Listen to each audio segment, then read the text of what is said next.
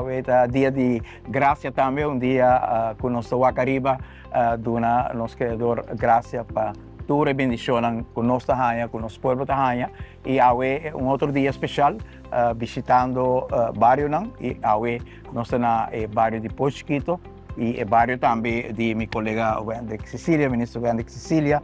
Nós temos honor também awe de cana com ex-burgemeester, senhor Gibi de Houghton, e awe bairro de Poço Chiquito, tá conhecer também trabalho grande que nós está fazendo no bairro, não? Pero também tem companhia de colega ministro dinâmico de turismo, de labor, com seu coração logicamente está muito cerca aqui de Poço Chiquito, onde está viva. Algum caso mais leu já que banga e awe nós temos a trobe para dar atenção no bairro. Nós está aqui, o Selimar, City Inspector, gele koorts, mosquitobestrijding, sociale zaken.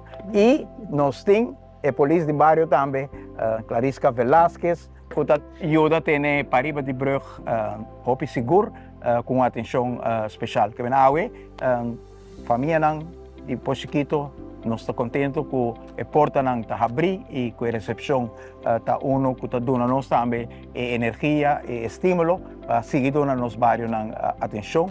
Nós queremos bairro bom cuidar. Nós queremos bairro caminhar com a família está sente também que nós temos para não. Onde que por nossa trabalho para poder de compra, melhorar a pensão, melhorar a assistência social para nós ainda melhorar o paquete de remédio para janeiro a trove. Nós temos diferentes partes de visão para o qual trata o fortalecimento de poder de compra, que lo vamos introduzir pronto nós lo anunciamos aqui também e sei seguro que está outro aporte importante na melhorar a qualidade de vida de nos bairros. Então nós temos e junto com o colega Wendy Cecília, sou muito contente de estar junto com nós.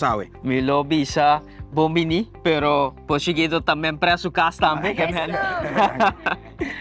Nós de bairro de Poço Chiquito sumamente contento, seguro com nos diferentes departamentos, diferente de estão assessorando e aconselhando sobre diferentes terrenos na rural e parte de âmbito social.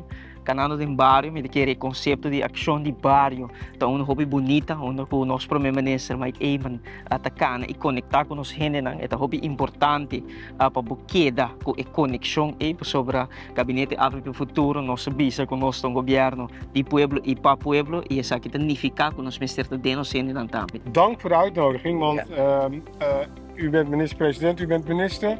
Ik weet als burgemeester en als rijksvertegenwoordiger hoe belangrijk het is om met de mensen te praten, te weten wat de problemen zijn van de mensen en die ook aan te pakken. Dat is altijd veel werk, maar moeten kunnen we het met elkaar klaren. Dus heel mooi.